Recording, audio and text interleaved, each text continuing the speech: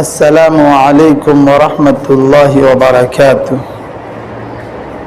ماہ ربیع الاول کا چاند نظر آ چکا ہے اور یہ وہ مہینہ ہے جس میں خاتم النبیین رحمت للعالمین رسول عربی حضرت محمد مصطفیٰ صلی اللہ علیہ وسلم کی ولادت ہوئی۔ اس مہینے میں ہم ان سنتوں کو زندہ کرنے کا اہتمام کریں جو سنتیں ہماری زندگی میں فراموش ہو چکی ہیں۔ ہماری سعادت مندی اس میں ہے کہ ہم رسول رحمت صلی اللہ علیہ وسلم کو نمونہ بنا کر اپنی زندگی گزاریں۔ 12 ربیع الاول کے موقع پر نوجوان ڈی جے یا ناچتے گاتے اور تیز رفتاری سے گاڑیاں چلاتے ہیں۔ شریعت ایسے نامعقول حرکتوں سے روکتی ہے۔ اس کا محبت رسول صلی اللہ علیہ وسلم سے کوئی تعلق نہیں۔ نوجوان ایسی باتوں سے باز آئیں اور وقار و سنجیدگی کا مظاہرہ کریں۔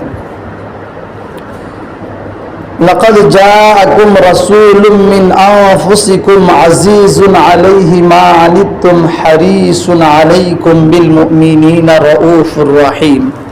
بے شک تمہارے پاس تشریف لائے تم میں سے وہ رسول جن پر تمہارا مشقت میں پڑنا گرا ہے، تمہاری بھلائی کی نہایت چاہنے والے، مسلمانوں پر بہت ہی نہایت رحم فرمانے والے ہیں۔ لقد من اللہ علی المؤمنین اذ بعث فیہم رسولا من انفسہم یتلو علیہم آیاتہ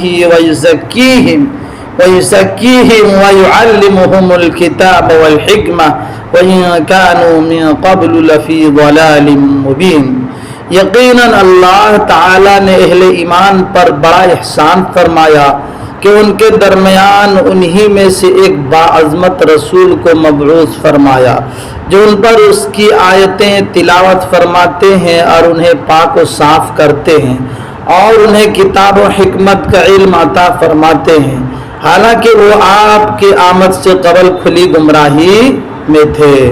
وَاذْكُرْ نِعْمَةَ اللَّهِ عَلَيْكُمْ إِذْ كُنْتُمْ أَعْدَاءً فَأَلَّفَ بَيْنَ قُلُوبِكُمْ فَأَصْبَحْتُمْ بِنِعْمَتِهِ إِخْوَانًا وَكُنْتُمْ عَلَى شَفَا حُفْرَةٍ مِّنَ النَّارِ فَأَنْقَذَكُمْ مِنْهَا۔ اور تم اللہ کی نعمت کو یاد کرو جو محمد عربی صلی اللہ علیہ وسلم کی شکل میں ہے، اس نے تم پر فرمائی ہے جبکہ تم دشمن تھے تو اس نے تمہارے قلوب میں الفت ڈال دی اور تم اس کی اس نعمت کی برکت سے آپس میں بھائی بھائی ہو گئے، اور تم لوگ دوزخ کے گڑھے کے کنارے پر تھے تو اس نے تمہیں وہاں سے نکالا۔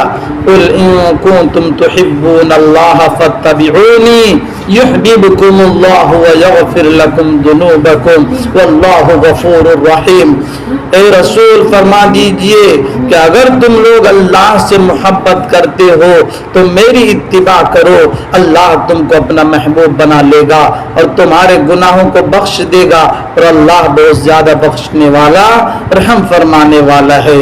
قل ان کان آباؤکم وابناؤکم واخوانکم وازواجکم وعشیرتکم واموال اقترفتموها وتجارۃ تخشون کسادها ومساکن ترضونها احب الیکم من اللہ ورسولہ وجہاد فی سبیلہ فتربصوا حتی یأتی اللہ بامرہ واللہ لا یہدی القوم الفاسقین۔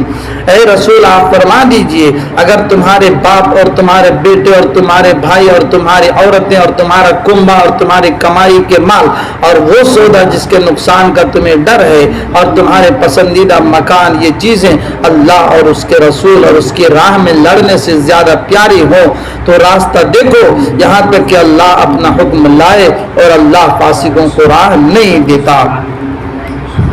عن انس قال قال النبي صلى الله عليه وسلم لا يؤمن احدكم حتى اكون احب اليه من والده وولده والناس اجمعين، रवाहुल बुखारी।